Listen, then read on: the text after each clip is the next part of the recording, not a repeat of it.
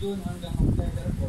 Dire-diretso po yun na tumutubo. Kapag umulan, tutubo ulit. Nung tinanong po namin yung lola namin, sabi na po ay ito daw po ay ipot ng ibong kalang nung tinaunang panahon. Pero yung ibong kalang na yun po, wala na po dito. Yung isang puno po, parang kalahati po ng kamay kalaki.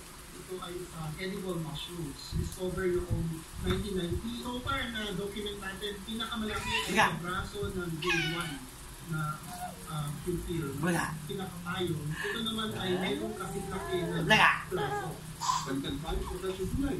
Kailangan tayo dapat mag-collect sa wild. Kasi dun sa bukang, hindi tayo ihalo ng mga panglahi ng kapatid. Sa next side po kasi ng mushroom, meron tayong yung pinaka-buti na dapat kumanak ito yung posibleng tumubo ulit sa ibang lugar. Hindi yung ibong kalaw ay yung kalaw, hindi po yan.